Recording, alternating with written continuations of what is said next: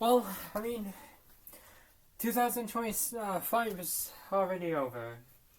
It's 2026. There's a bunch of games that will be coming out this year. Sony hates the customer fan base. Xbox hates the customer fan base. Netflix is being made fun of. And AI is, AI is AIing. But of course, I'm just going to be here and I'm going to be counting down fun games that I've completed. All 290 of them. Yeah,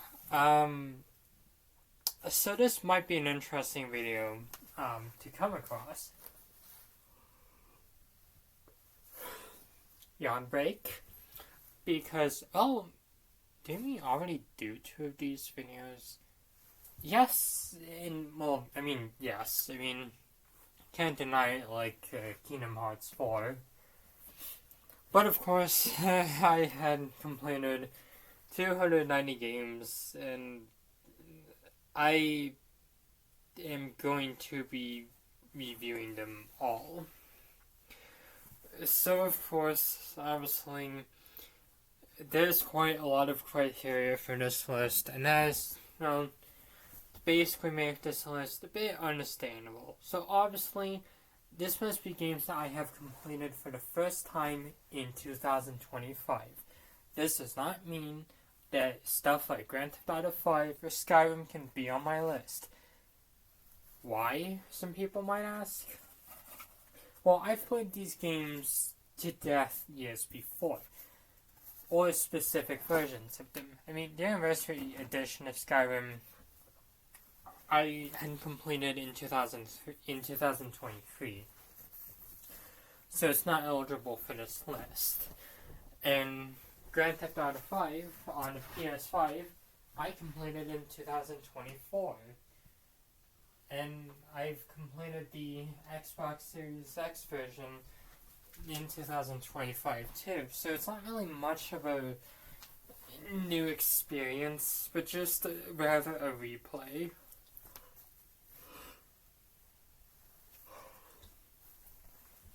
Obviously, trophy hunting does not count, because yes, there are some games I did get the platinum in for 2025, but these don't count. Just like how, EA does not count as a legitimate company.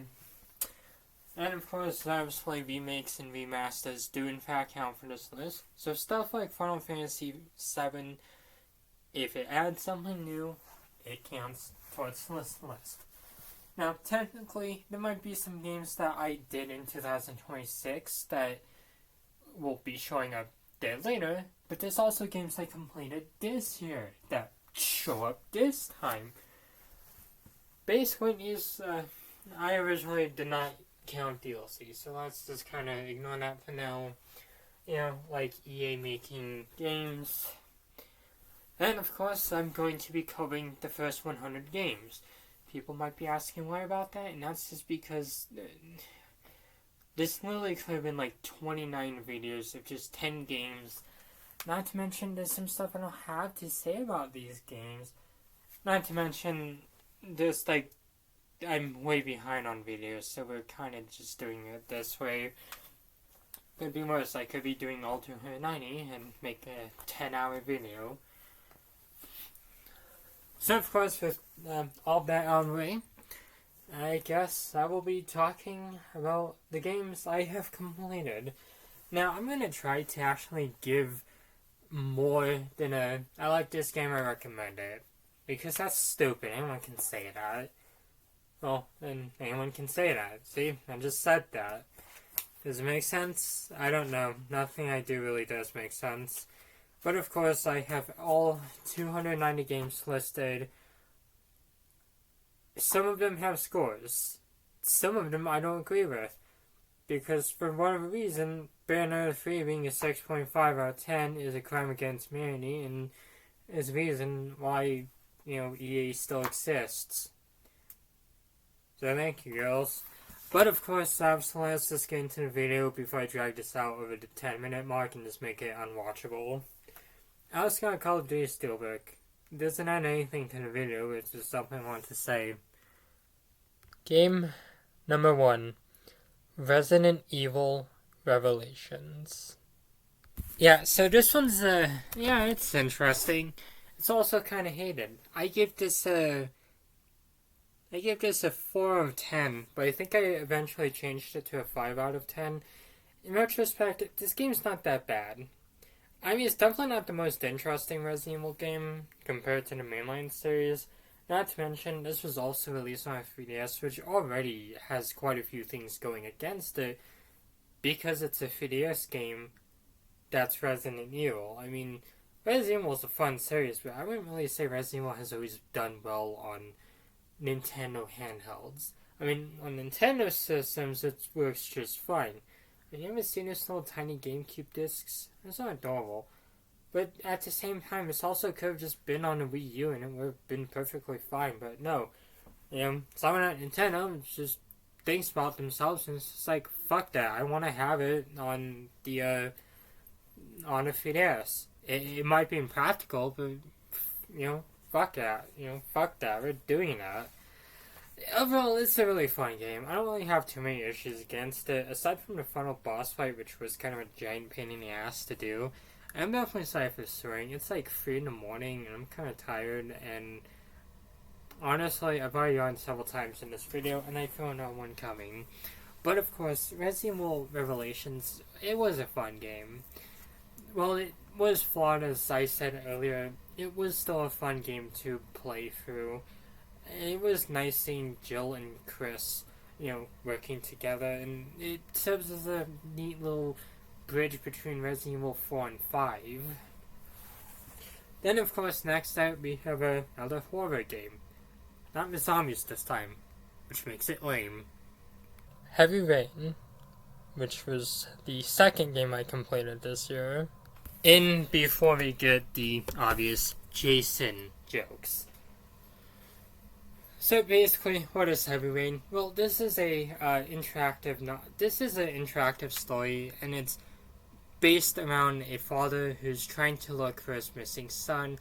Also, is dealing with a reporter trying to solve a bunch of murders and working with the protagonist. She also gets to hook up with him, and I totally ship it. I also really just started the year off with some really depressing games. Like, jeez, maybe get a hug or something. But yeah, there's also 2 other characters. A police officer, a detective, and an FBI agent. Honestly, it's a really fun game. I know this game got a lot of flack when it came out, and it's really only recognizable because of the meme. But honestly, I seriously tell people, please tell this. No, my bad. Please play this one. It's a really fun game. It's not the best game, objective-wise. I mean, subjective-wise, it's perfect, but I know some people will have issues with the gameplay.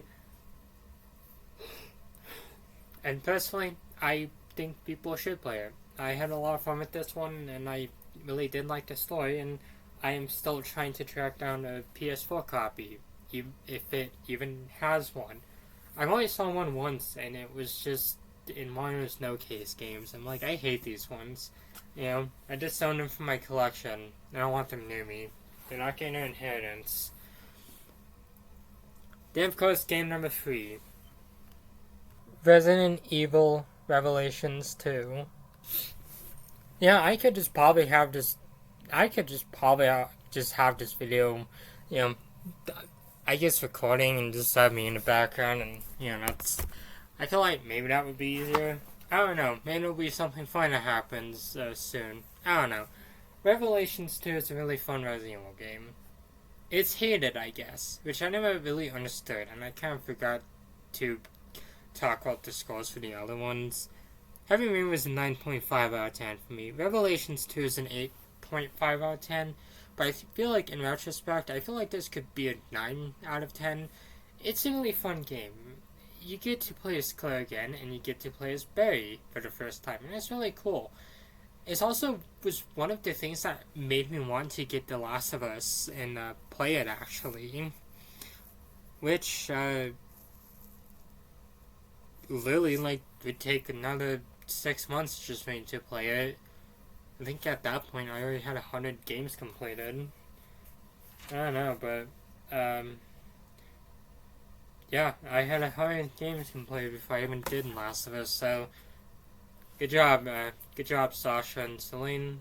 You guys certainly kept priorities straight. But of course, Revelations 2 is a fun game.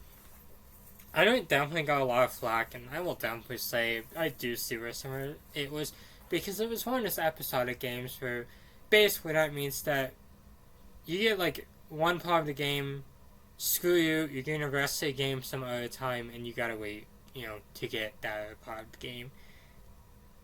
Unless you're like me and you just buy them years after and you're just really confused on why they're an episodic game. But that's just me. Overall, I recommend this one. I personally feel people should play it, especially if you are a huge fan of Resident Evil. So, seriously, play it now. Next up is, of course, Doom 3. Now, I know this one says the BFG edition, at least was shown on the screen. The version I played was on the PS4. So they took out Doom 1 and 2 because it's Bethesda, I guess. I don't know. I think I gave this a 7 point... No, I gave this a 6.5 to a 7 out of 10. In retrospect, I feel like it's a 9. It's a really good game. I definitely unfairly judged it when I first played it. And I will definitely admit that I was way too harsh on this game. But having played through its DLC, well, its expansions, and watching playthroughs of it, I've grown to actually really like this game. I think the issue with this game is that, well, I expected it to be like other Doom games, where it's just non-stop running and gunning. But I forget to understand that that's not what Doom 3 was. Doom 3 was a survival horror game, and it does very well with that, and I feel like that's kind of what needed to be remembered. Doom 3 is a really fun game, and it unfairly gets a lot of flack even today.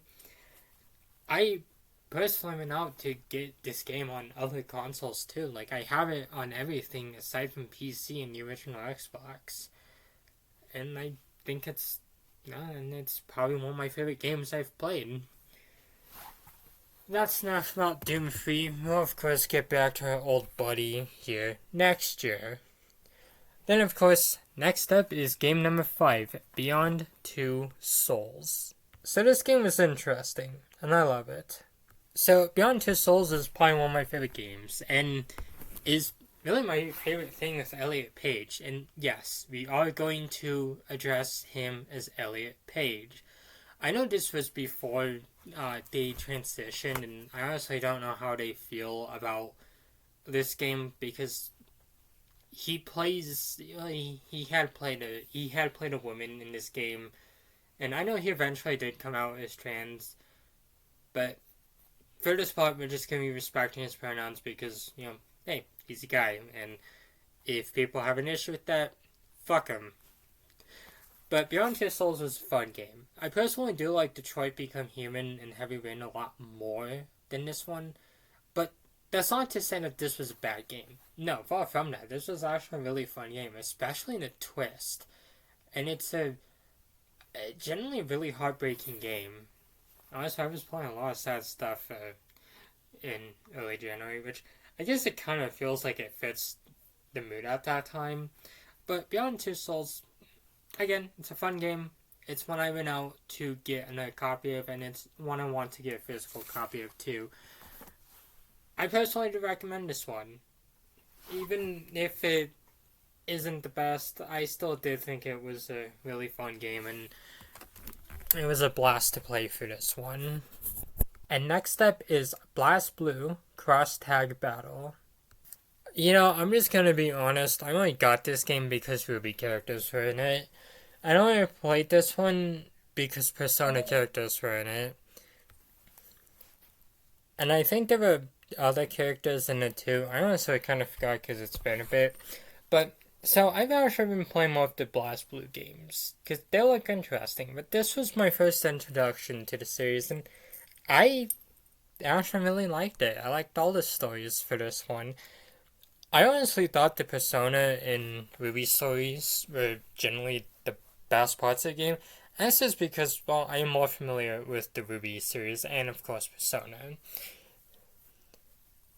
And don't really have much else to say about that, so I'll be moving on to another game. But I definitely do recommend BlazBlue. Next up, we of course have Persona 4 Arena Ultimax. Now, technically, this could probably count as two games. I guess Arena Ultimax is, no, I guess the PS4 version just really combined Arena and Arena Ultimax into one game. At least that's from what I've heard. I like this game. It took me a bit to really get into this game because I wasn't really too into fighting games, which kind of does suck, but having played for it, it was a really fun game, and I really did like the stories for this one, and I liked it so much, I'm like, yeah, I'm gonna go pick it up on PS3, and go pick it up on Switch, and let me play it again. It was a Persona fighting game was actually a really good idea, and hopefully we see more of that in the future. Obviously, I just want to see more Persona stuff in the future. I'm really excited about Revival. Next up is, of course, Mass Effect Andromeda. So this is probably a surprise from people, and that is, well, simply because Mass Effect Andromeda was actually on the games I gave up on list. I think it was really one of the first lists. It was the first or second list I did. But so I played it about like a little over a year later. It's a fun game. I don't know what the hell it was on. I gave it a 8 out of 10. Same from the previous game, and the BlazBlue got a 7 out of 10. I feel like I definitely still do agree with these rankings. Mass Effect Andromeda is a fun game. There's no doubt about that. I think the issues with it, though, is just the fact that I feel like it plays it safe.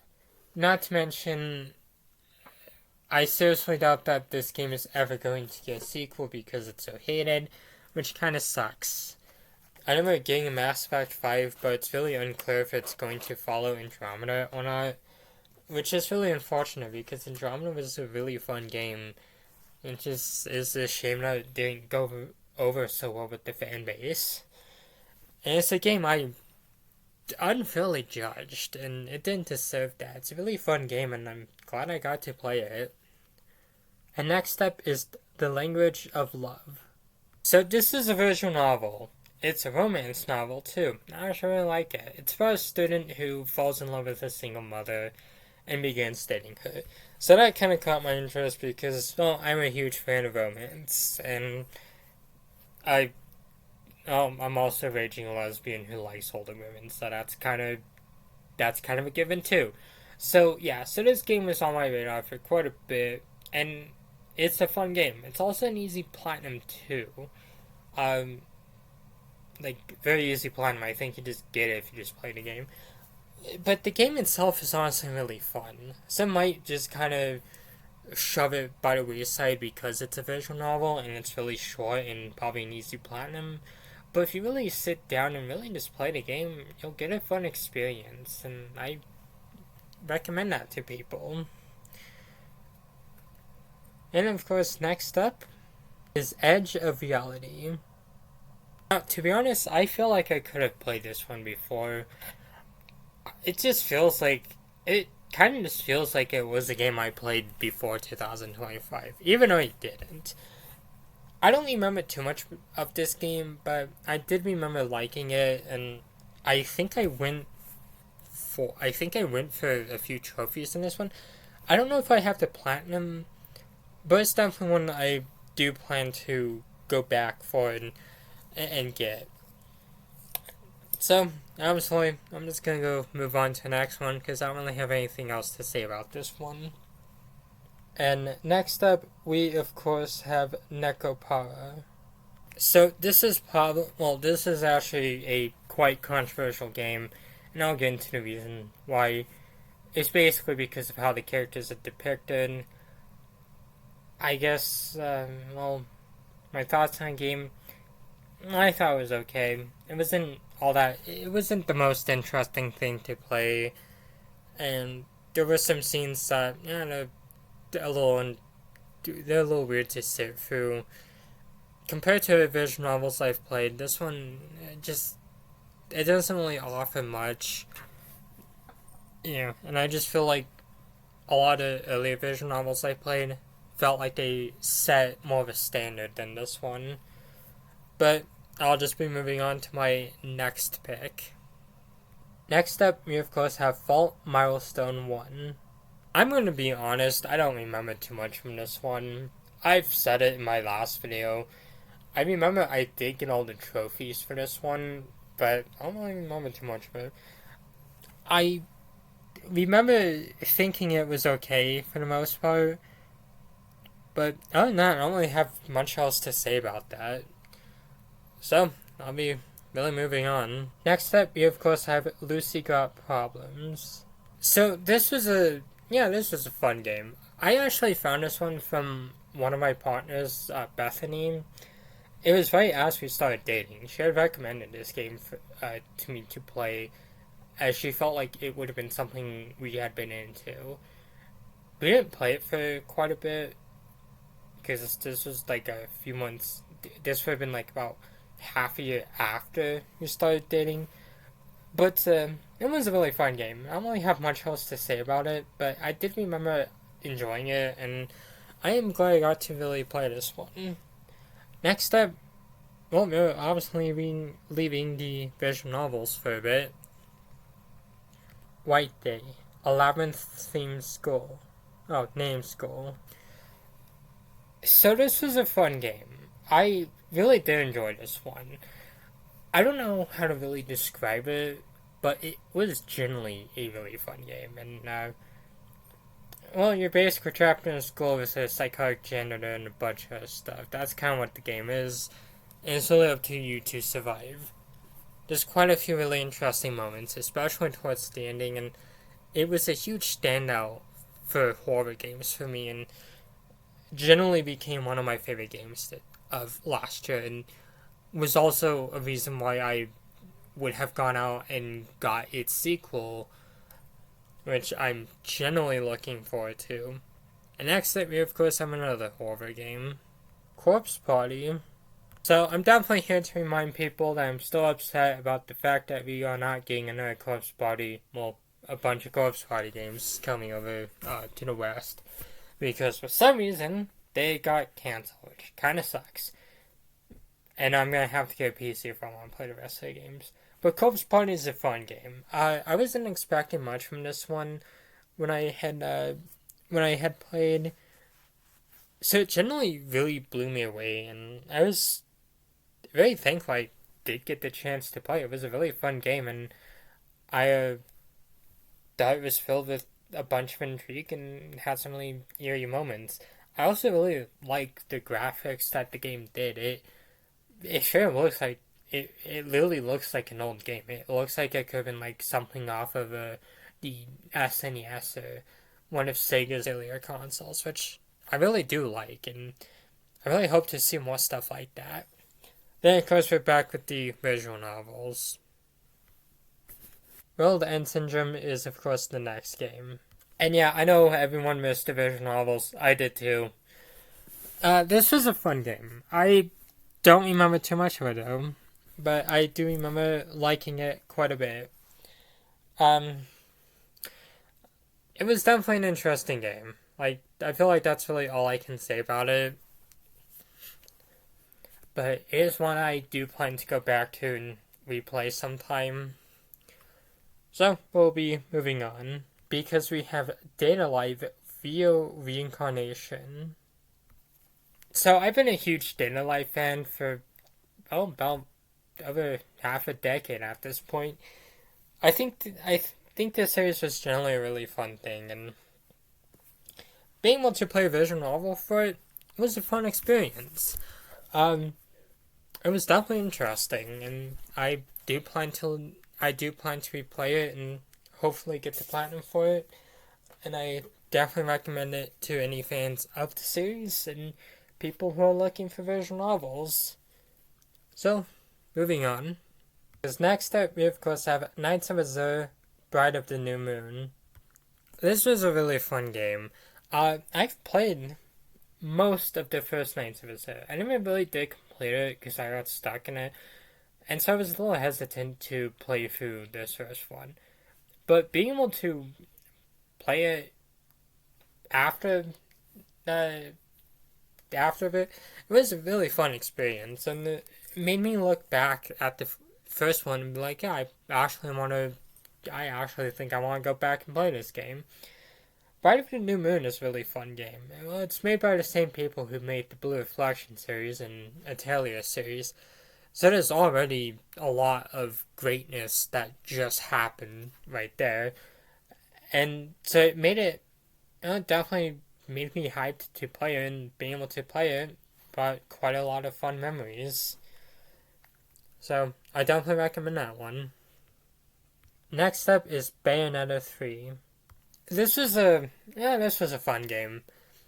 I had some growing pains with this one because when I first played it, I kind of wasn't the biggest fan of it.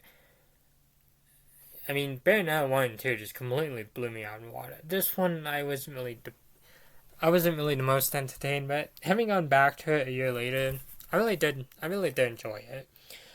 Bayonetta 3 is a fun game, and it really sucks that this game was shrouded with controversy before it released, as I feel like it did hurt the game's reputation a bit.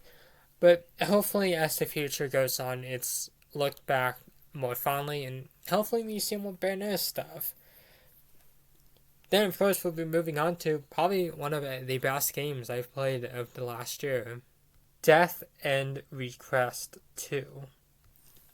I love this game. I love this series. I've not played Code Z yet, but I'm definitely sure I will love it. So, Death End Request is a JRPG, and in my opinion, I definitely put it on the same level as I do with Blue Reflection. I just absolutely love this series. And Death End Request was a really fun game. I literally just have nothing but praises for it. I played the first one back in late 2024, and I think I had that one since mid 2023. So it kind of sucked that it really took a while just to be able to play that one. But even before I completed it, I had a copy of Death End Request 2 because I knew that I'm never going to see a copy of this game again on PS4, and I'm going to snag it, and I'm going to play it. And I did, and it's a really fun game, and it actually got me into other Idea Factory games and really expanded my palette for these games. I generally cannot recommend this game enough. I really do feel that if you're even remotely interested in JRPGs, you need to give this game a try. Then, of course, next up, we of course have Game 21. Persona 3, Dancing in Moonlight. This was another game I had for quite a few years at that point, which kind of sucks to really talk about, but it also really shows that greatness can wait. Although these games were kind of a pain in the ass to find, because I redid my PSN and it took so long just to find these. But yeah, so this is a Persona 3 spin-off. It revolves around the cast from Persona 3, and they're just dancing. That's really the entire game. But the song selection is really nice, and I really did like this spin-off. It was definitely something new, and this was one of the first rhythm games that I actually was able to complete, which made it much more special.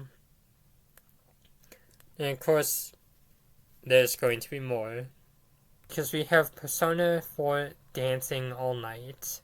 I like this one. This one has more of a story compared to this one and the next one. I thought it was still alright. I really did enjoy this game. The song selection was generally really fun, and it was great getting to see the characters interact with each other. Personally, I find Persona 3 Dancing in Moonlight and Persona 5 Dancing in Starlight to be the better games, Mainly just because I actually think I like those casts a lot better. That's not to trash Persona 4. I feel like I have much more memories of 3 and 5. Then, of course, next up we have, of course, Persona 5 Dancing in Starlight. This was a fun game. Definitely not much else new to really say about this one because, well, it's fairly similar to the previous two games, but just with a different cast of characters. But it's also just good seeing a Persona 5 cast again and really being able to, dance along to tracks from Persona 5 because Persona 5 has had some really good. It's had a really good OST. So we of course have Project Diva Megamix. I don't even know how to start with this game. This game is just generally it's amazing. I cannot say anything else. I'm sad that it took me so long to really be able to complete this one because I think I had it since 2022 and it was last year I was able to fully complete it. I've been a huge Vocaloid fan and I still am, and well, most people who are subscribed to me do follow my social medias, so they know how much, so they already know how involved in those fandoms I am. But being able to play one of the Project Diva games, it was a fun experience, and it also encouraged me to go out and look for the other games. And I've played a bit of them, and I'm looking forward to being able to experience them more. Also, the costumes in this game are honestly absolutely fun. Next up, you of course have Persona 5 Tactica. This was a this was a fun game. Originally it was on a I originally gave up on playing it at first, but having gone back to it, it's generally a fun game. I just judged it too unfairly. I was trying to complete the compendium, which was kind of a pain to do, and I just feel like if I just focused on actually just playing the game, I generally actually would have had so much fun. So it makes me glad that I was able to go back and replay it because it's such a fun game. And this is one I am looking forward to getting the platinum on. And also achievement hunting. I just have not done it yet. It was also good seeing the Persona 5 cast again. Of course, speaking about Persona 5, Persona 5 is the next game. So, technically, I've completed Persona 5 Royale back in 2022, and I was working on this in 2024. And it's almost been 2 years, and I still have not gotten to platinum because I've just not really played it, which is sad.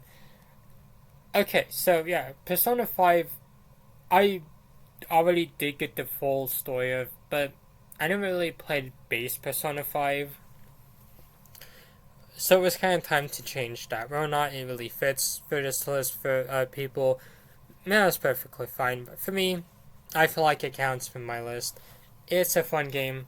There's not enough I can say about it.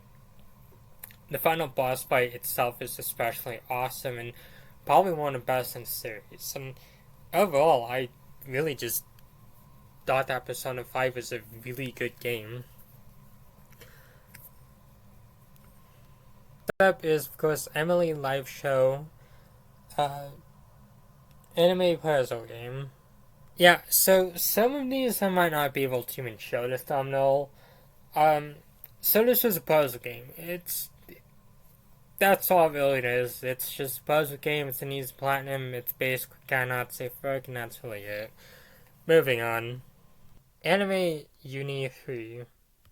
It's basically the exact same thing as the last one, but just with a different title and an easier platinum. It's an alright game, so I'm just, moving on. Next up is, of course, Loud. It's another rhythm game. It's a fun rhythm game. And honestly, really fascinating. I'd say it's a bit unorthodox with just how it presents itself, but it was still a fun game, and it's one I still can recommend. especially with the next one. Because next up, we of course have Kizuna AI Touch the Beat. It's another rhythm game. Really not much to say about this one, but it was a fun game. I didn't really have too many issues with this one. I didn't really know who Kizuna was. I still don't. So me playing this game is a bit redundant, but it was still one that it did have fun regardless. Then of course next up we of course have Ghostwire Tokyo. And honestly we're just gonna say that Microsoft really screwed up this studio. Because like you guys seriously let a game like this just fall to the wayside? So Ghostwire Tokyo was a really fun game. I really did enjoy this one. Uh, this was This was like one of the first games I had on PS5. It took me another 2 years just to complete it, which I'm kind of sad about. But I was able to do it. It's a really fun game. I sincerely recommend this game to anyone who has not played it yet. It is generally one of the best games of this generation, and it just sucks so much that Microsoft did Tango so dirty. Then, of course, next up is probably one of the best games I've played of this year. Well, last year. Life is Strange Double Exposure. I cannot say much about this game. This game also has a very troubled history with me, too. I'll probably get more into that with the review, but I actually picked this one up I picked this one up just so I could really talk about it with an ex of mine because she was hugely into the games from another partner of mine. And so it took me a bit to really get into Life is Strange. But Double Exposure, it was a fun game. I will also definitely say I also should have played Before the Storm or the remaster one first because Double Exposure is a sequel to one. And so there were a few things I was lost in. But overall, it's a really fun game. I really did enjoy it. I hear it's controversial, which is something I honestly just do not understand, but I guess we'll just leave it at that. I've also been playing Reunion so far, and it's an amazing game. The next step is, of course, Rise of the Tomb Raider. This is fun. I actually had this game back in 2022. I just did not get past the first part because I kept dying. But I got it again in 2024, and it wasn't until like last year that I was able to complete it. It's just an amazing game. I don't know why I slept on it so long. And it's just, yeah, I don't know why I slept on it for so long. And I genuinely wish I gave it a try earlier. And I honestly do recommend this game to anyone who hasn't played it yet. And next up is, of course, Forspoken. This is another a little unpopular game. Yeah, Forspoken was not that popular when it released. I still don't know why, because this game is honestly really fun. I originally gave up on it at one point, but having gone back to it, it was generally a fun game, and I don't know what I almost didn't know it was missing for this one. I'm looking forward to playing the DLC for this one because I really did the main game, and I look forward to being able to experience more of this game sometime. And of course, next up, we of course have another fun game, Saints Row the Third. I love this game. Growing up, I always kind of heard all the flack about Saints Row, about how it was like a ripoff and how it's just not fun to play. But when I got onto playing it, it was generally a really fun game, and I don't know why people hated it so much. I personally thought it was an interesting game, and especially the third one. And I know the fourth is a lot more controversial, along with Gather of Hell, but I'll definitely provide my opinions on this at much later time. But I thought Saints Row the Third was actually a really fun game and had a really funny story. The next step is, of course, Nier Automata. I've been a little familiar with the Nier series because my brother-in-law had played them, and I did pick up Nier back in 2024 because, well, my at the time friend had recommended it to me. She's my girlfriend now. She loves this series, and I find it really adorable, and that's one of the reasons why I want to play Nier for her. It's just before we had gone out with each other, though. But at that time, I knew them like, I want to be with this. I want to be with this woman, and I want to play some of her favorite games. And I'm glad I did because Nier Automata was a really fun game, and it was not something I was expecting to like that much. And then, of course, next up we have L.A. Noire. So this one has had an interesting history with us because we were familiar with this game because of more our cousins. But this was also a game that our girlfriend Bethany liked, and well, that was also one of the reasons why we wanted to play this one was because it liked it, and that was kind of our love language was to play games from our partners. And L.A. Noire was a really fun game, and really sad too. Next up, we of course have Doom 2. Obviously, this is base game Doom 2, so there's no master levels or no rest for the living, which kind of sucks. But Doom 2 is a really fun game. I wasn't the biggest fan of it when I first played, and I kind of thought it was a huge huge step down compared to the first one. But after playing for a bit more, it's a fun game, and I feel like Doom 2 has a lot to offer in terms of enjoyability. Then, of course, next we of course have Doom 64. This was fun. I gave it a controversial score when I first played it, but Doom 64 was actually a really fun game, and it was the first Doom I 100% actually it was the second Doom I 100% completed because I did Doom 1 plus 2 on the Switch, which that was really fun to do. But Doom 64 was also a really fun game, and I look forward to being able to do this again on the Xbox One version. Next up, we of course have Spider-Man 2. This was one that kind of took me a bit to get. I wanted to pick this one up when it originally launched, but I wasn't sure on how I just wasn't sure if I wanted to like drop that much to get the new game. So it wasn't until like I think very late 2024, very early 2025 that I was able to get it. I honestly don't remember when.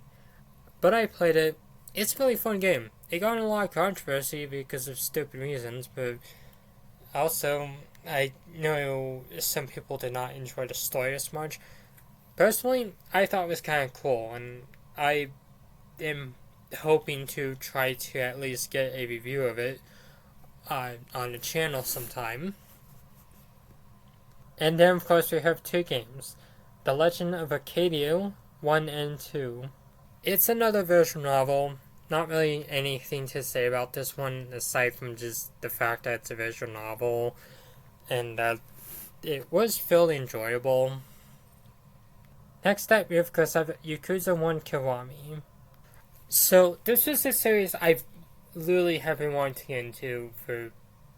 Well, it was a series I wanted to get into for quite a bit. Because I had a lot of friends who played this one.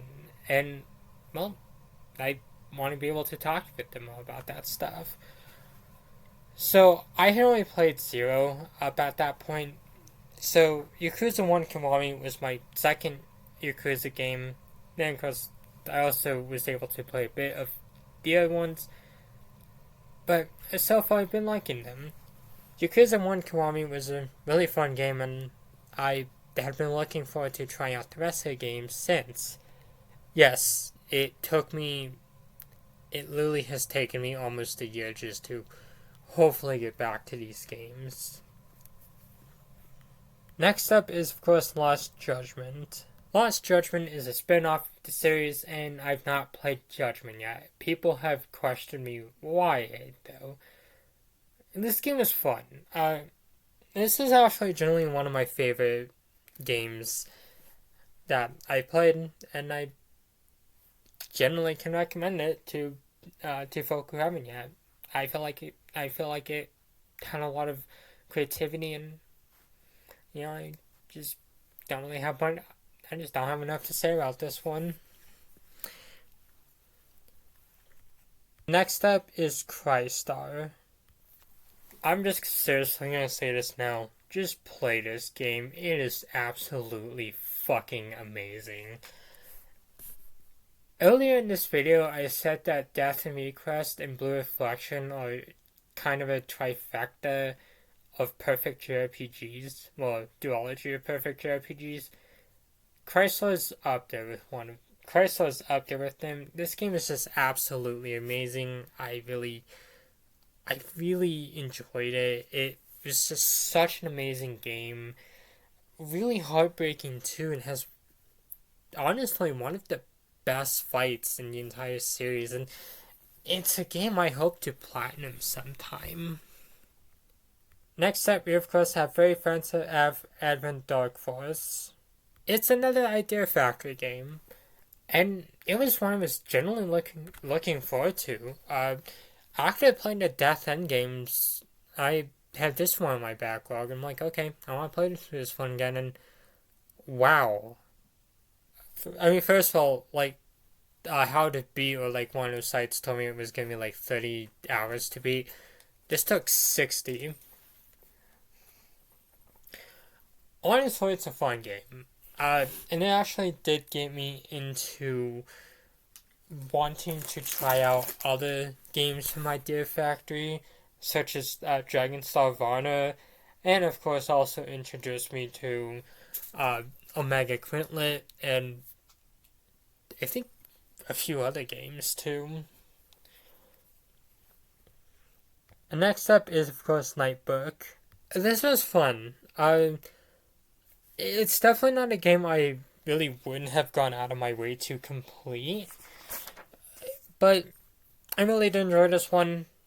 I feel like there was a lot of creativity with it, and I'm looking forward to getting to replay for this one again. Gameplay wise, it's actually really interesting, and I think that's where it shines a lot, is that it's unorthodox, but unorthodox in a good way. Next up is, of course, Star Wars Squadrons. I'm a huge Star Wars fan. I think that could be clear with my love for Mass Effect and other sci-fi. So playing this one was actually a charm. I don't know how controversial this one was because it's EA and it's just... I haven't really heard too much about this one, but Squadrons was fun. I think I got more into this one because I had gone hugely into Call of Duty Infinite Warfare, and so the whole space combat stuff was generally really fun to play, and I personally recommend that one.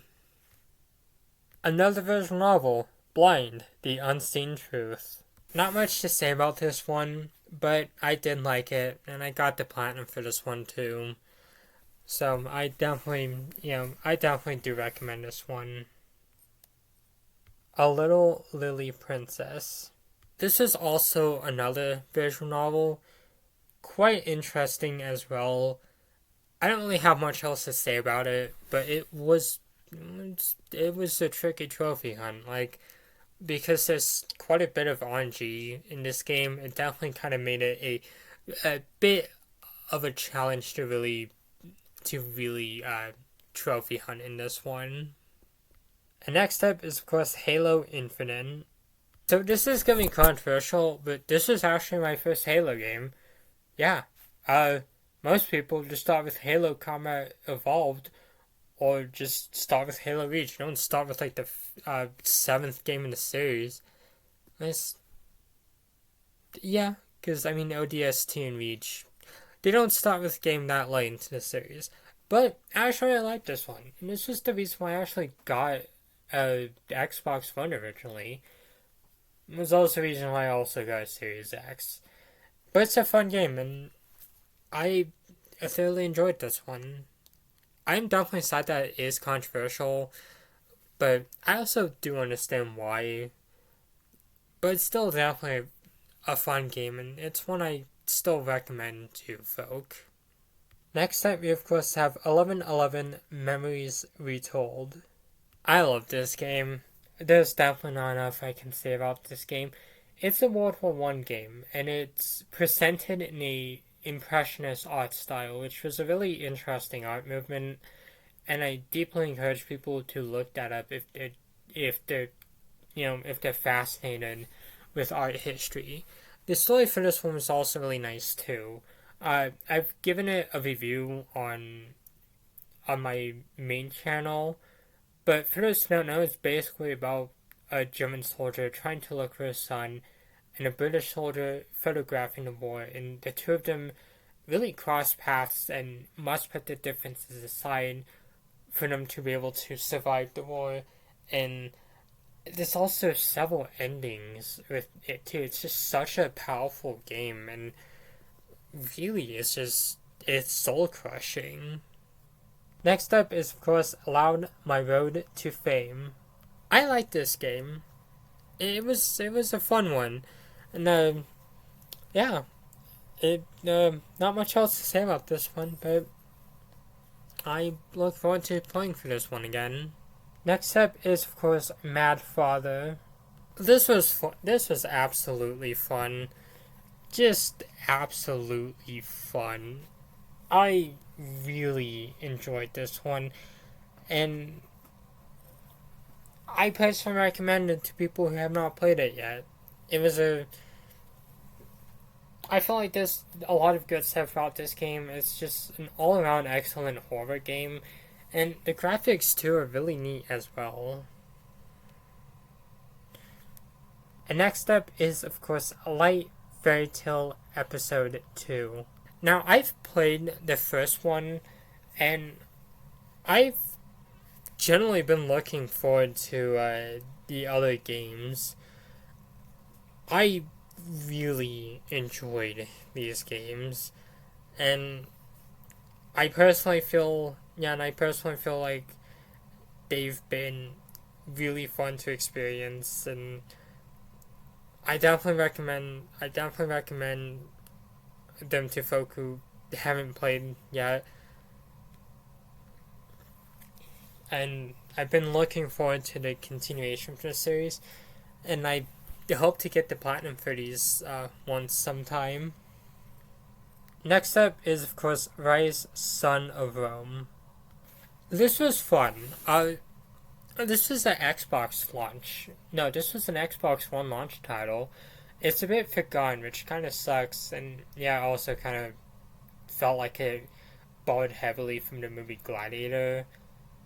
But it was still a fun game, regardless. It was, it was set in ancient Rome, during Emperor Nero's reign, and I thought the gameplay was fun. I feel like it definitely could have been a bit more polished, but I feel like if they ever did a sequel to it or remade it, I feel like they could generally make something really interesting and really carry on that legacy. Next up is of course Murdered Soul Suspect. I love this game. It was just absolutely amazing. It's basically about a guy who's trying to solve his own murder, and that's really it. And it's just generally such a fun game. And it's one I hope to get the platinum for, and it's one that I literally have been talking myself out on for not getting a duplicate copy. Next up is Haven. I might need to move on because I'm still heartbroken from this game. It is such an amazing game. I reviewed it on my main channel, but it was probably one of my favorite games of last year, and I really do feel that more people should actually play it just to really be able to appreciate what an amazing game like that is. Next up is of course Hi-Fi Rush. And again, Microsoft sucks for screwing over Tango. this game is absolutely fun. I don't know why Microsoft just did what they did, but this is an amazing game, and I'm really glad that it came out on other consoles too, because a lot of people really did deserve to experience this one, and hopefully there's a sequel to this one or just a continuation, because it was such an amazing game, and I really hope that people are able. I really hope that people are able to really experience this one. Next up is, of course, Letter Last Answer. This was an interesting game. It's definitely one that feels unorthodox with gameplay, but once you really get past it, it's generally really fun, and I personally do recommend this one, and I feel like people should check it out. Next up is, of course, Angels of Death. This is apparently based off an anime. I honestly do not know that. I also do not have much expecting from this game either, but it was actually a really fun game, and I'm glad I played it. I feel like I definitely recommend people do play that one because, well, it was a really fun game, and it's a game I hope to get that platinum on sometime. Next up is, of course, Eternal Light. It's another visual novel, but honestly, it was one that was absolutely fun, and I really recommend it to folk who have not played it yet. And Quake. I have a bit of a controversial history with this one. It's definitely not a bad game, it's just, the games are quite a bit difficult to really enjoy. But Quake 1 was a fun game regardless, and it's one I do plan to play through again. Next up is, of course, Quake 2. Quake 2 is just absolutely fun. I don't really have much else to say about that one, but it was a really fun game, and I'm generally looking forward to Quake 4 when I get to play in the future. Next up is, of course, Scars Above. Scars Above is it's a sci-fi Souls-like, and, it was generally a really amazing game. There's not much else I can say about it, but I did a review of this one back on my other channel, so I definitely recommend it to folk who have not played it yet. And next up is, of course, Doom Eternal. Basically, it's just a base game, but it was generally a really fun game. A little irritating at points, but was one I was happy playing. The next up, we of course have Wolfenstein 2: The New Colossus. This was a fun game. I wasn't really expecting much from Wolfenstein, but I had fun with it. It was a fun game. I personally recommend it, and I'm looking forward to playing the other ones. Next up, we of course have Saints Row 4 Reelected. I like this game. It was generally fun. It was generally a really fun game, and it was definitely very overhated. I'm just gonna make that clear. It was super overhated. Next up is, of course, Shadow of the Tomb Raider. I like this game. I still have not played the first Tomb Raider, so I just played the second, third one, but I really do like that one, and I was able to find a couple of copies of these games. Was even able to find a steelbook for Shadow of the Tomb Raider, which was absolutely amazing, and found a steelbook for the original Tomb Raider. Well, the reboot. So it was definitely fun. Then, of course, next up, and of course the final game for today's list, I'll explain here in a moment, is of course Ultra Despair Girls Danganronpa Another Episode. So yeah, this will be the final game I talk about for today. So it was a really fun game. I really did enjoy it. This was my first exposure to the Danganronpa series, and I'm honestly glad I was. It was such an amazing game, and felt I felt that there was a lot to really enjoy about this one, and I am looking forward to being able to play through it again and hopefully review it at some point in the future.